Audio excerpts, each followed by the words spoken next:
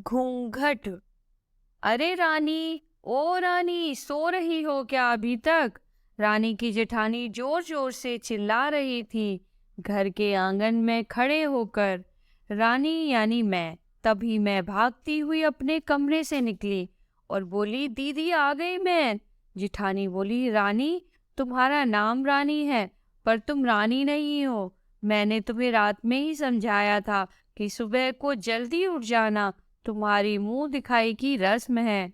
मैंने बोला, दीदी रात को नींद ही नहीं आई, जगह नई है और मन में थोड़ा डर था कि सुबह आंख नहीं खुली तो।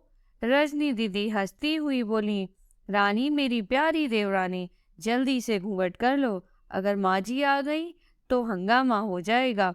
मैंने घूंघट किया ही था, तभी वहां माँ जी आ गईं और कड़कड़ाती आवाज में बोली, चलो अब क्या यहीं गपशप करती रहोगी तुम दोनों?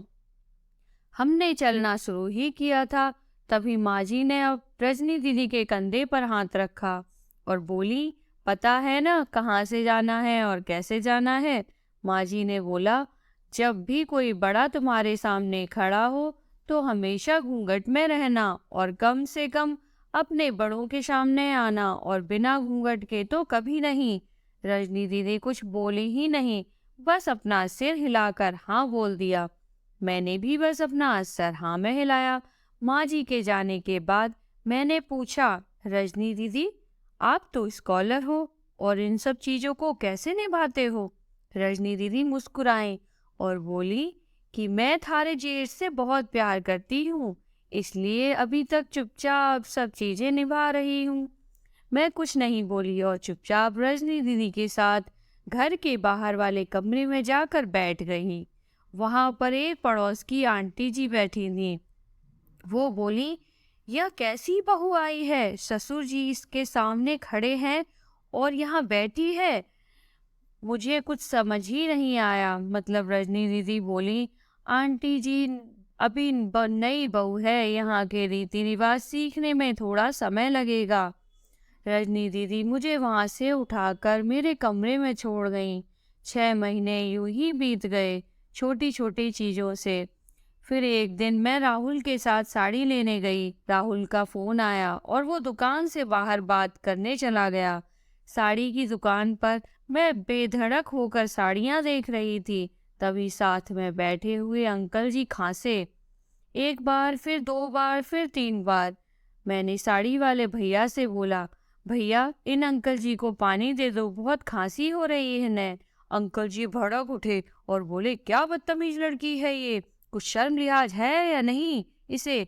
दुकान पर हंगामा देख राहुल बाहर से भाग कर आया और अंदर आते ही अंकल जी के पैर छूकर बोले, मामा जी आप यहाँ? मैं घबरा के दुकान से बाहर निकल आई, एक लंबा घूंघट करके गाड़ी में बैठ गई। राहुल बाहर आया और गाड़ी में बैठकर गाड़ी बहुत तेज चलाने लगा। मैंने धीमी आवाज में बोला, बहुत तेज चला रहे हो, कहीं एक्सीडेंट ना हो जाए। हम घर पहुंचते ही थे, तभी माँ जी जोर जोर से चिल्लाते हुए बाहर आई, देखो आ गई ये रानी साहिबा, खानदान की इज्जत मिट्टी में मिलाकर। तभी रजनी दीदी आई और बोली, माँ जी मेरे शादी को 6 साल हो गए हैं, मैं अभी तक मामा जी को नहीं जानती, ये कैसे जानेंगी? माँ जी जोर से चिल्लाई, देखो कैसे चपड़ चपड़ जवान चला रही है इस रजनी की भी।